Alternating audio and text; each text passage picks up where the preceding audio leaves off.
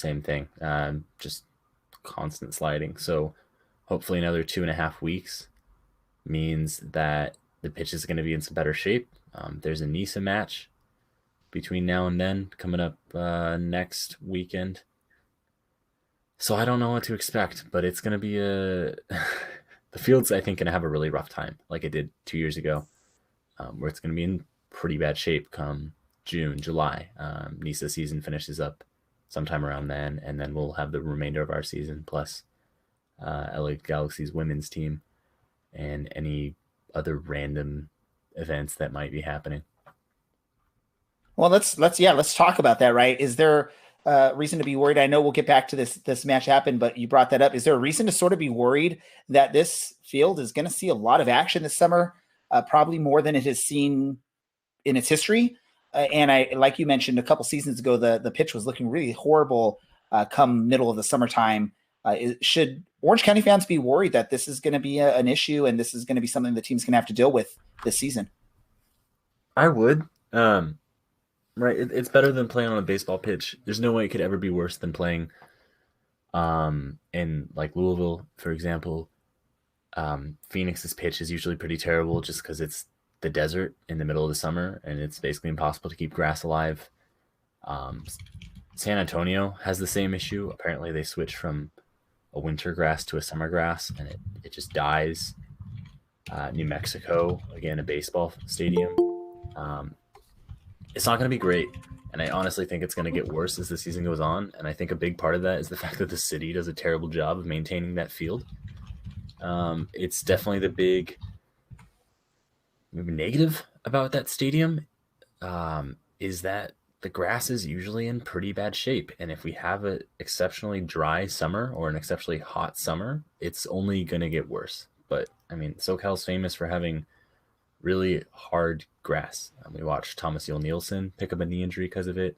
I'm willing to bet that Vinicius and Liam Trotter's knee injuries were probably due to that last year.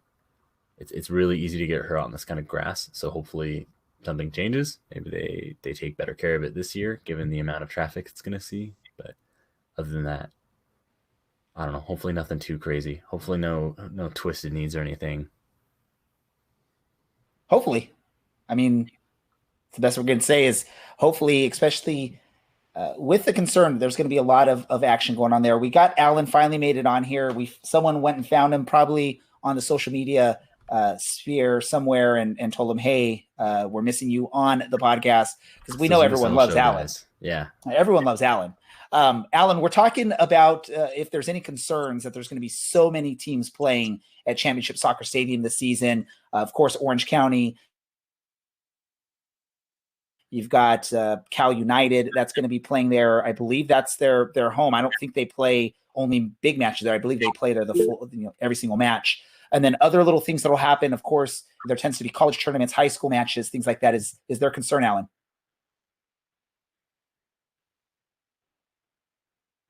Did we lose that? Alan's audio is not working. That's what happens when you join late, Alan. Well, anyway, one last thought. It's better than turf. If nothing else, it is better than turf. It's better than a baseball stadium. Check. Hey, he's here now. There you are. He's there. Woo! We're off to a great start. Prodigal son returns. YouTube issues and then Alan audio issues, but the YouTube stream is back up, by the way, for anyone that may be talking to someone that they only want to listen to us on YouTube. They can go back on YouTube now and watch us on there. I think Alan's still trying to figure out his audio. So until we get the thumbs up that everything's working good here, we will talk about the match that happened this past weekend. Again, Dylan was the lone member of our team that was at the match. He was there with some of the other Orange County fans, County Line Coalition fans. Dylan, anything positive or any news that we need to hear out of that match of record for fans following Orange County? Yeah, Harry Forster's fit. He's definitely a lot skinnier than he was probably at any point last year. Which is great. He's not a physical player, so he doesn't need to be like super bulked up. So he looks fit. Unfortunately, he's 28, 29 or something. So your brain doesn't develop any more than it has. So basically, he was very lucky not to have been carded at least once in that game. Other than that, Danny Chrysostom really looks like he's, I don't know, bloomed or something. He's become this like veteran experience. I don't know what's going on, but he was very vocal, and looked extremely ready to play as a holding midfielder. Seth Kasipley looked pretty good. Blake Malone looks really good. He's playing as a right back in the second half, and he looked good. Other than that, nothing too crazy. Aaron was there but didn't dress. Kevin Austin looks pretty good. Aiden Quinn didn't play at all. Trying to think who else.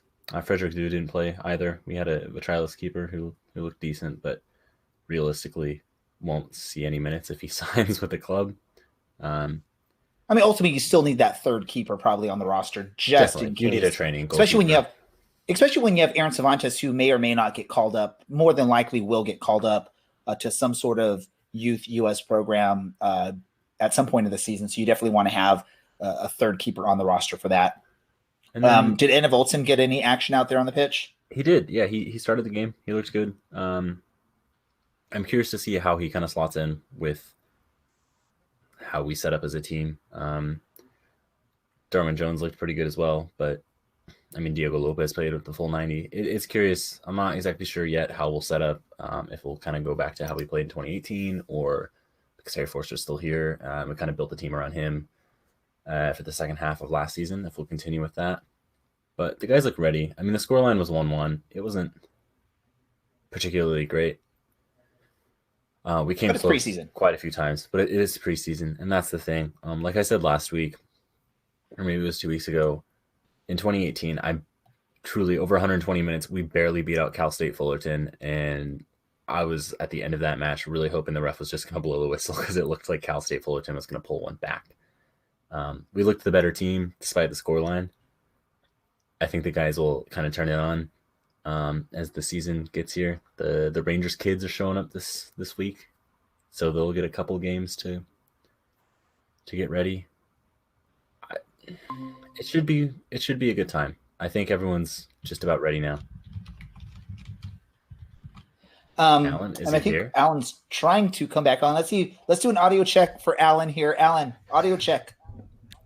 What up? Can you hear me now? Oh, there we go. We can hear Alan now. You had to swap out some hardware. This is what happens when. It's what happens, when you're doing something. We had a school board meeting tonight, and I got out a little bit late, so I was a little bit late getting home. You're just really sad about Liverpool. The second leg's at Anfield. Just getting things situated, and our blue apron box went missing, so that was a little bit went missing. Like they didn't deliver it, or did someone steal it from the porch? It says it's delivered, so I'm assuming someone stole it from the porch. Hopefully, someone that was hungry. Hopefully someone's having a delicious shrimp thing. But no, it's good to be on, even though it's a little bit late. Trust me, we're having technical issues all over. Our YouTube stream was messed up, and I think it's not fully 100%. I'm sort of trying to keep track of it. Our stream's a little bit stuttery today, so again, I apologize if you're having difficulty listening to this, folks. We do have the podcast that will be on our website, and plus any podcast provider shortly after we're done recording here. So again, apologize for anyone trying to listen live with us with these technical issues. And if you're listening to the podcast, sorry for talking about technical issues for like 20 minutes so far in this episode. We're talking. I know, Alan, because you weren't at the match this weekend. I wasn't there at the match, but Dylan did bring up a good point when he was briefly talking about the match, that the pitch may be a little bit of a concern this year with all the stuff going on. Now that we have your audio working, let's jump back on that, Alan. What are your thoughts? Should we worry as fans of Orange County Soccer Club that the pitch isn't going to be in the best condition during the season? I remember a couple times last year where there was a little bit of grossness from time to time that I do think does have an effect on the quality of play. But you look at some of these baseball stadiums, San Antonio, I know, struggles with some grass issues. Anytime you play on a not ideal surface with an attacking team like Orange County is, and you need that fluid ball movement, that does lend itself to some problems. You get weird bounces, things kick up, things don't lay flat the way you think they're going to lay flat, and all of a sudden, a good strike goes pretty high over the bar, or you shank it wide. So I do think there is a little bit of concern over the course of the season with the quality of the pitch. You just got to hope that the groundskeepers do the best job they can, and that maybe it turns into a little bit of a home field advantage where those dead spots, and where the grass is a little bit thicker, and you can kind of design your play around it as much as you can. But yeah, I think quality of pitch is always an issue when you're talking about offensive teams. Defensive teams, you can kind of sit back and let the play happen. But I think a team like Orange County relies on good quality pitch. BRB. I was going to say, it sounds like someone's either at the door or your dog just needs some love there, Alan. So go ahead and take care of that. So any last thoughts on this match, Dylan, that you think we need to hear about? Or is it time to move on past a preseason match and look ahead to maybe what's coming up here over the next week? Yeah, I can't think of anything else to really talk about from that match. Let's move on. Yeah. So let's move on. So before we get into talking a little bit about what's going on with the roster and what maybe we can expect here over the next week or so, there are a couple matches that'll happen over this next week between now and the next time you hear from us. One of those is going to be this weekend. Orange County is going to travel up the 50? Is it the 57? I believe, or is it the 55? 57 to get up there to Cal State Fullerton, Titan Field, to play against Cal State Fullerton. It's an early kickoff. I believe it's like a 10:30 kickoff there. And hopefully the sprinklers are timed correctly this time. Last time there was a matchup there that Orange County was playing in the preseason. Sprinklers turned on mid first half and disrupted things a little bit there. So hopefully Cal State Fullerton, because it's going to be their team playing, they've got the sprinkler situation settled there. And then next Tuesday, before we go live, there's going to be a match at the Great Park. And that one is going to be against Los Dos. And so, yeah. Should we expect the same? I know, let's talk about this first then, is I know the Lonies and also Rob Kiernan coming out from Europe are on their way. They're supposed to be arriving this week. I would doubt with them just arriving this week, we'd see them this Saturday, but maybe a potential to see them on Tuesday for a short bit of time. What are your thoughts on that, Dylan? Yeah. At least the kids are supposed to get here on Friday. There is absolutely no way you could turn around, even if you're 19, and play in I don't care if it's preseason friendly. There's no way you could turn around and play a game the next day. You're not going to create anything good from that. No. You're going to beat them even harder. You're not going to see them remotely close to how they'd be in a normal situation. So maybe on Tuesday. But I would expect those guys probably don't start the season. Maybe later on. Maybe after a suspension. Maybe after some guy picks up a knock. Something like that. Then they kind of fill in there. That's fine, right? They're 19. I don't think anyone expected them to come right into the squad and play 35 games. Agree with you. What do you think, Alan? I think right now in the preseason, you're working on getting used to each other, where each other is going to be on the pitch, and throwing someone brand new is probably not the best use of their time. You're trying to build team continuity. You're trying to see who fits well together, and throwing someone out there without, working through training and getting them in and figuring out what strengths and weaknesses are. I think that it's not only not great for the team already that's here, but it's also not great for them, because now you're putting them in a position to not be successful. Like, you want to make sure you get them in, know where they're going to play, know kind of a game plan to work around them before you throw them out there. Ideally, you kind of work them in over the next couple of weeks, but throwing them out there, I don't think does anything good besides maybe get them a little bit of a run in. But this part of the preseason, with the first game right around the corner, you're really looking at team continuity and making sure you have a good starting 11, starting 18 out there for your first game in a couple of weeks. So then it going to like Rob Kiernan jumping in there. Is he someone maybe because he is 29? He's been playing for quite a while. He's sort of probably is used to this. I know you still need to get the work in with your teammates, your new teammates, and get accustomed to. I mean, nothing against any other part of the world, but United States is a different animal than England, Europe when it comes to soccer or football, as they like to call it out there. Different way of doing things. I mean, even from the very beginning, I mean, most countries don't do a national anthem before their soccer matches. We do that here in America. And then just different way fans react or whatnot. So it's going to be totally interesting for that. So then thinking about it right now, where we're at right now, is it probably safe to say that you're looking at a starting back two in the middle of Orozco and Blake Malone then heading into the season opener at this point, unless something crazy happens, right? Dylan? I think,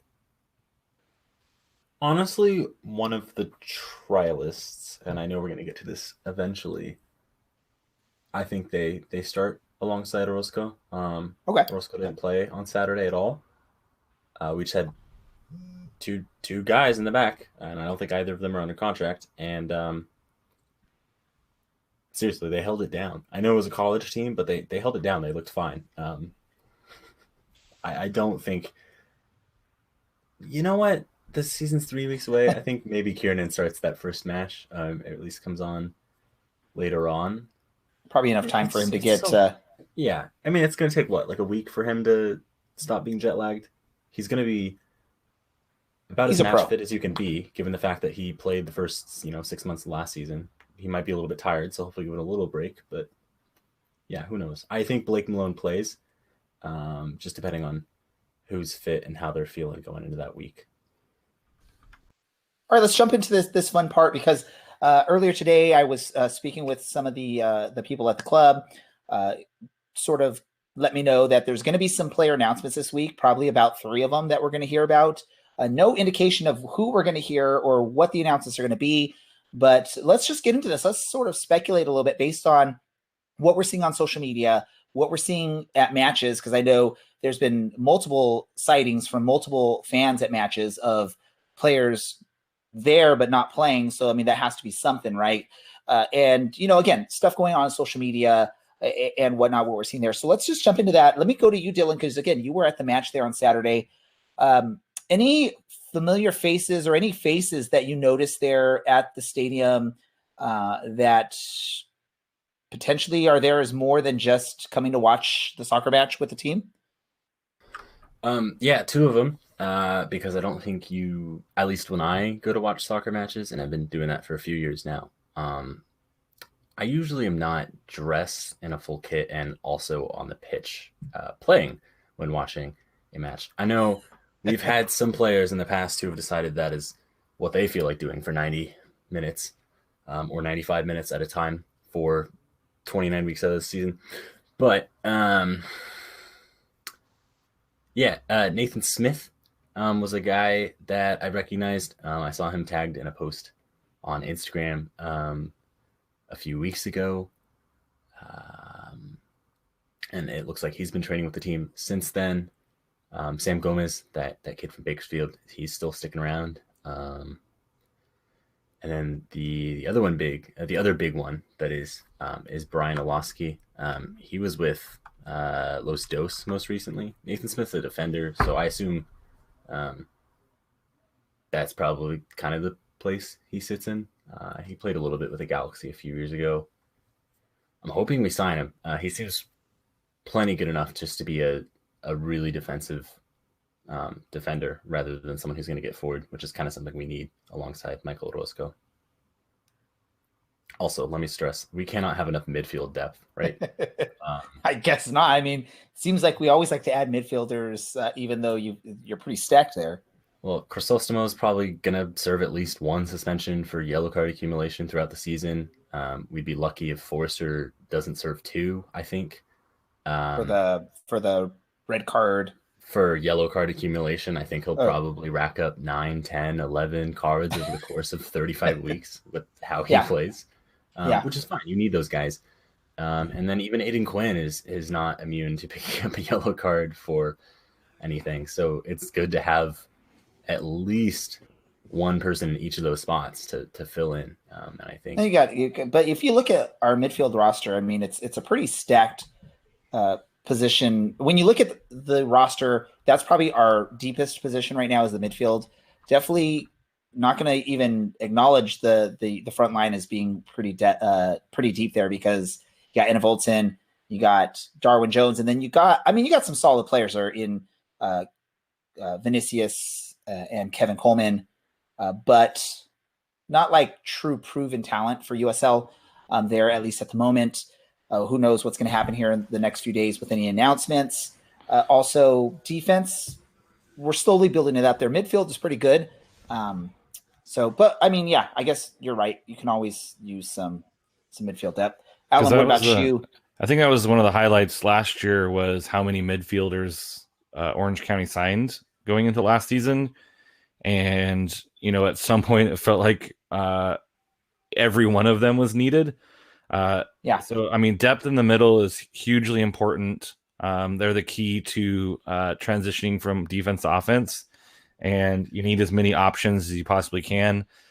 You look at depth issues with New Mexico United and their Open Cup run. Like if Orange County goes on a run, they're going to need people to rotate through to make sure you're fresh for the 3-4 rounds that you might be able to get on a roll. So I don't think having midfield depth is ever going to be a thing that you want to have not enough of. You always want to have more than you need. You can even send out some of the younger kids on loan that you've signed to if they are not getting the playing time. But as of right now, you need that depth. You need that rotation. It is a long season. It's tons of games. You throw in the Open Cup and you throw in 2 or 3 of those games, and you're looking at close to a 40-game season almost.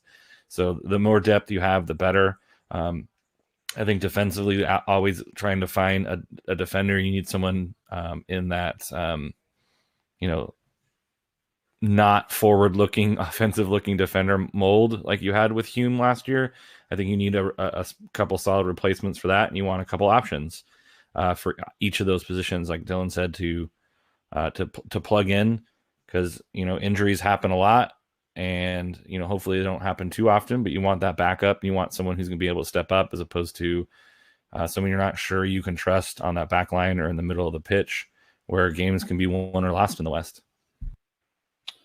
And then there's another player that's been circled around social media. If you go onto some of the Orange County supporter group Facebook pages or fan pages, and also I think seen at 1 or 2 of the preseason matches, is someone by the name of Sean Okoli. That's another name that I'm sort of looking at, as he's been around the club a little bit here. People are starting to talk, so usually where there's, a little bit of smoke, there may be a fire. We don't know. But that would be a potential help, because I think one of the big concerns for a lot of fans is up top with the departure of someone like a Michael Seaton. I know we got Thomas Enevoltson in there, but I don't think Enevoltson's a pure striker. He's more of maybe a center forward. Definitely probably works better with someone to pair with up top.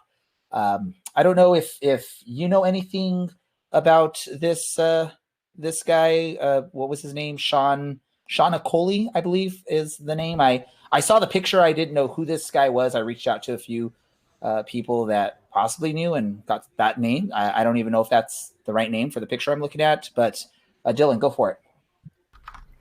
Well, what do you want to know? Everyone's pretty sure. Do you know who this guy is? I had to look up where he was at.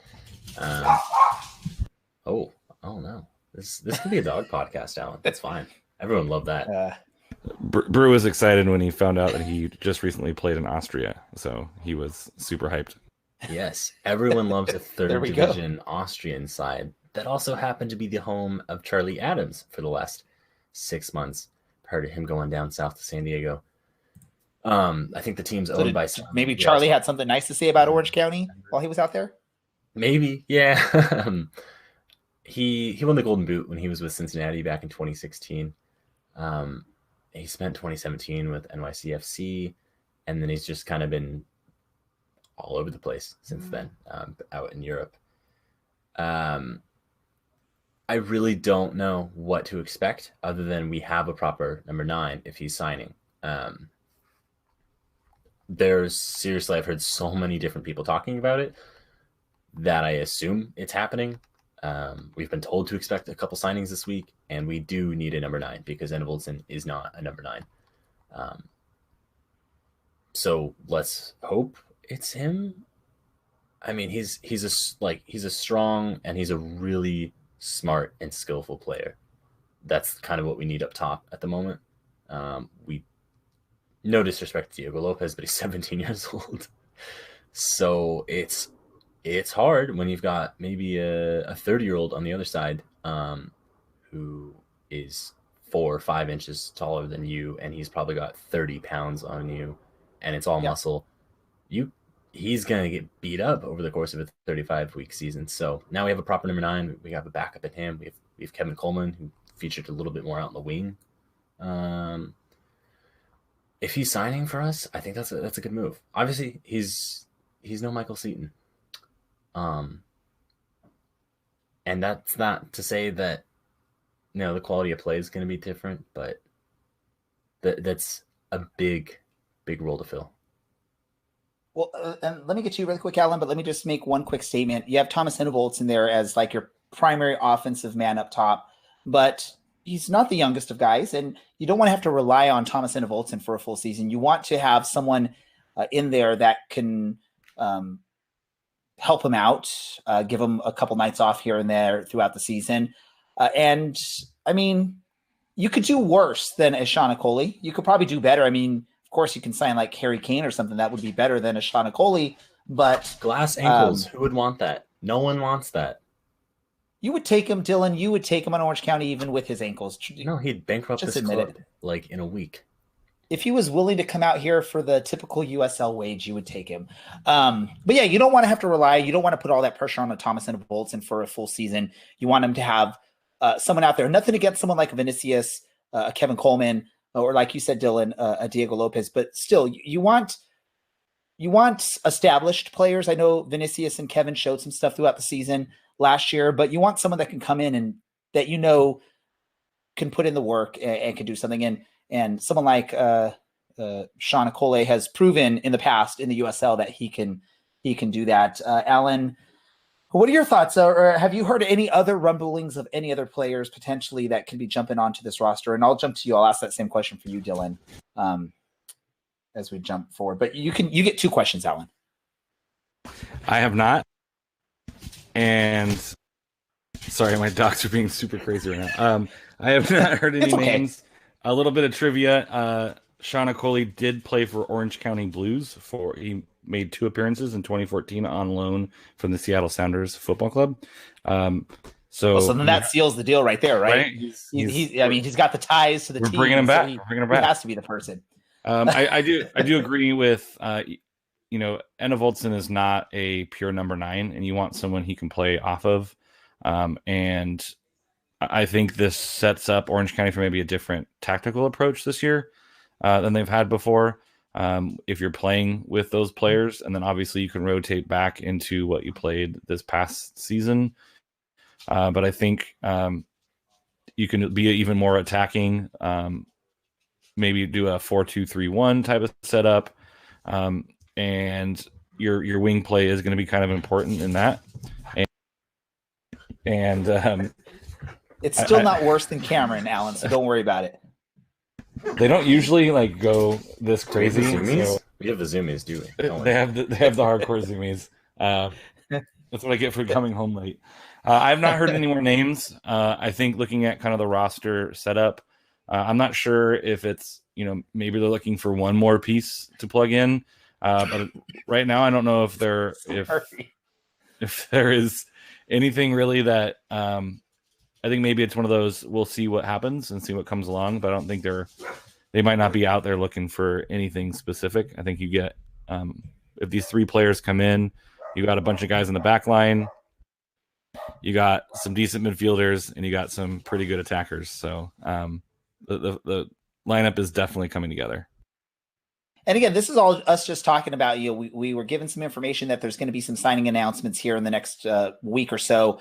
And based off of what we're seeing at matches on social media and just what people are talking about, I know talking with Dylan before we went live, just sort of talking with other fans, they're hearing this stuff. Who knows where they're hearing it from? They could be hearing it from someone that they trust at the club. They could be hearing it from Joe Schmo that thinks they know what they're talking about. Who knows? We're going to find out soon. So don't take anything we're saying here as like this is going to happen. This is just sort of some things that we're hearing about this. And if it happens, great. These are some players at least that look like they would fit in with the club. Look like would be able to help out a team that's battling for positions in the West and potentially for the Cup. And as we get closer to the season, if we hear more names coming down the pipeline as far as people talking about it on social media, talking about it here and there, wherever they talk about it, we're going to look into it. And if it seems credible, we'll talk about it a little bit. But pay attention to what the club has going. You can also follow us on our Twitter and on our website, because I'm sure once the club announces something, we'll at least at the minimum put up the post that the club has tweeted out, the press release there. So let's do this really quick, because I almost forgot even when we were talking about what we were going to talk about on this show before we went live. And that's our youngster, Francis Jacobs, is out in Qatar right now playing with Rangers FC is it the Alcas Cup? I don't know if I'm getting that name correct, and I'm bad at pronouncing names, of course, because I can't even pronounce the name of one of our sponsors correctly. I get picked on by Dylan every single episode on that. Do you want to practice now? Because it's Icarus. Icarus. I've been practicing all week, Dylan. So Why are you ruining my big moment for the end of this episode? No, but let's talk about Francis Jacobs out there in the Middle East. He's first match he comes on with about 20 minutes left, and he actually put together a couple good lob passes that could have led to goals. They unfortunately didn't, but Rangers FC youth squad out there actually came away victorious late in the match. And then he actually played a full 90 minutes in his second match, which, again, pretty impressive. Now, it scares me a little bit as an Orange County fan, because if he's impressing out there, Rangers are going to want him probably, and who knows what's going to happen there. But what do you think? Is this exciting news to hear with Francis Jacobs getting some good minutes out there? And do you think if Rangers don't steal him, opportunity to see him on the pitch this season for Orange County, Dylan? I doubt he goes to Rangers until he's at least 18. I think he made it pretty clear he wanted to stay and just kind of be a teenager and stay here in Orange County. But he's been good. I mean, you watched the first match? I don't remember which match you watched Saturday. I had woken up, but I was watching a different match, and then proceeded to go watch Orange County play. But I think the biggest thing is he's playing maybe a year up by this point on where he could be. They've said he's ready physically to kind of play in a pro situation. I think they made a cup match. He gets a start or an appearance. So playing against a bunch of 16-year-olds, maybe a 17-year-old in there, isn't going to be too difficult for him. I think that's going to build his confidence. And then hopefully, he comes back, gets a little bit of time off to readjust to Pacific Standard, and hopefully gets a couple minutes towards the end of a match or something like that. Can I say this? I mean, I actually watched a little bit of the first match. I didn't get to watch the second match. He is a big 14-year-old. He's still only 14 years old, folks. Even though he's out there playing in, I think it's a U17 tournament, he's only 14, and he is one of the more, I guess, grown-up looking players out there in the pitch just physically. So, I mean, that's a pretty amazing thing when you have someone that's that young of a player. He's going out there and playing with players that are probably 1-2 years older than him, and he still looks like he's one of the older players out there, which I think that's why there was so much hype with this kid signing. I know a lot of clubs around the world were looking to try and bring him in. Luckily, Orange County being a local team, and like Dylan said, maybe he wants to stay local and just be a teenager. He's not ready to commit to like this full professional soccer program where he's away from home, away from friends, away from family. But no, he looks like a beast out there, just and composed for someone that's basically playing with a bunch of strangers, which can be difficult sometimes. Alan, what about you? What are your thoughts? I also think the way in which they're winning games is going to impart a lot of experience onto a young player like Jacobs. Like, they're really fighting to the end. They're scoring late goals to win matches. So I swear. So when I'm talking, they're crazy. When I stop talking, they go away and they're calm. So maybe they just like the soothing voice. They like your voice. They like that voice. So I think watching them play and come back and really compete for a full 90 minutes. Brew. Good boy. I really love this as a dog podcast now. We're gonna do it. We have to do a dog podcast episode very soon. Very soon. We got to do. So we'll do a think special episode. The way that the team is competing right now, I think is a great experience for a young player to show. Like, you got to play the full 90 plus. You always got to compete because those late minute goals count just as much as middle of the match goals. So I think it's a really good learning experience for him, not only personally, but also how to compete in a team that doesn't quit. And I think it's just going to pay dividends for his development as he continues to grow as a soccer player. It's not just about individual performance. It's also about how you play on the team. And I think he's getting some great, watching those kids out there win those games. It's clear that they have a passion for the sport, and he's just going to pick up and live in that environment. And the mentality too. I mean, look at the results. They're coming like 4-4 draw. They were down 2 goals twice in that game.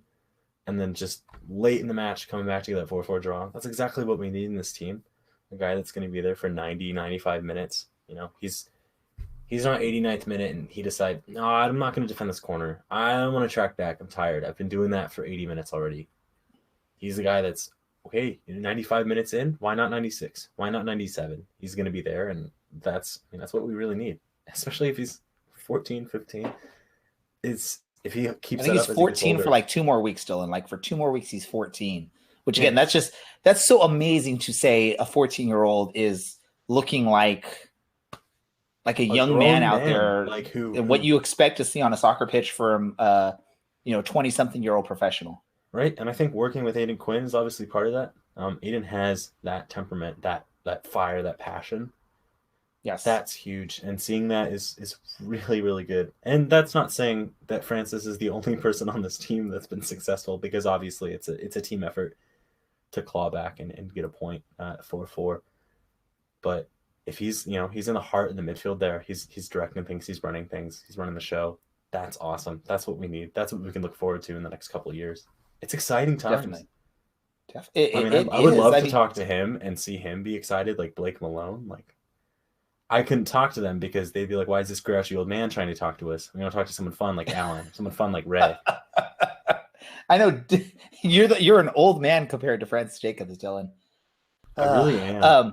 But I will say this: the goal is to get him on as soon as we can, especially when he gets back here to California, gets a little bit resettled back in. We definitely want to get him on for a upcoming episode here to find out what that experience was like out there in Qatar for a 14-year-old, and also just sort of find out, what is he doing? What makes him tick? What does he do for fun? What vegetables he eats, if he eats any, and I guess how he cooks them, if he cooks.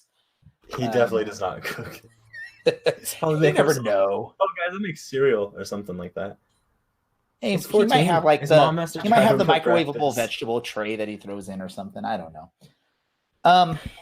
Any those other microwavable broccoli and cheese things are the bomb. So it's getting Blue Apron, which is not a sponsor of this podcast, by the way. They should be.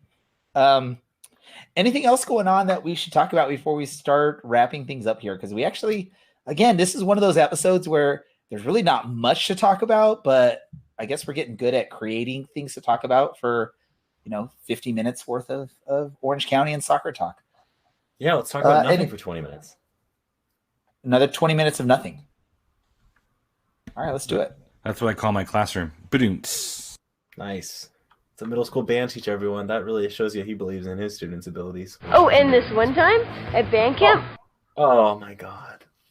You guys set that up. Let's do let's do this. Is there any other soccer stuff to talk about? Do we want to talk about Liverpool losing in the Champions League? I don't think they've lost all season, and they finally lost. Alan has some great news. I have some amazing news. I won the Premier League with Forward Madison.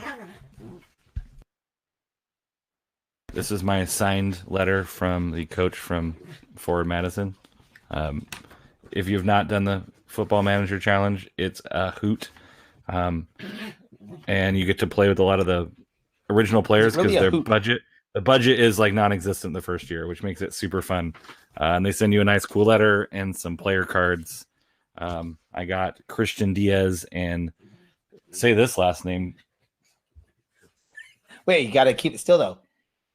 Well, I can't see it now. That hold it up. I got to get you on the camera. Let me move you here. Okay, there we go.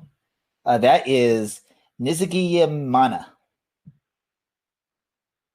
I think I got it right. Nizagiyinama. Mana. I couldn't see it anymore because you took it away. Yeah, that's about right. I think he's a defensive mid. Welcome to the Orange Black Dog cast. That one was Ollie. He's trying to break up the fun. Ollie and Brew soccer cast. We get to keep O and B. Football Manager 2020 Forward Madison Challenge. Way to go, Alan. You've lived life now. Anything from you, Dylan, soccer related before we move on? LAFC just lost to Lyon. I don't know why I said that like it's French. 2-0. So who knows? Champions League is off. The Champions League, and it's never exciting except when corners are taken quickly. And for the record, I'm not a Liverpool fan, but I do hate teams sponsored by the Qatari government. So yeah, don't watch the World Cup. Okay. I don't know. There's nothing going on right now, right? There's nothing that. Oh, you know what? Luton has won 2 games on the bounce. We are 4 points from safety. Ooh. We might just stay up. Nah, not happening. I'm sweating. Go Hatters. Random thought time. Let's go to Noisy Alan over there and his 2 dogs. What is your random thought today, Alan? 3 dogs. Okay, 3 dogs. Sorry. My random thought is spay and neuter your pets, which I've done. Thank goodness. It is absolutely crazy here. Adopt an animal. They make your life so much more special and fun, but also can be a heartbreaker too. But grow your family, get a pet, heartbreaker, and record them on a soccer podcast being crazy. There you go. What is happening? There they go. Oh my God. Do you have a dog fighting ring there? Yes. Is it too soon to make Michael Vick jokes? Because I feel like it's always too soon to make a Michael Vick joke. Alan's shaking his head, so he definitely doesn't approve. Oh, Dylan, gosh, what are you doing to us? Eagles fans tell me. I don't know. Dylan, what's your random thought?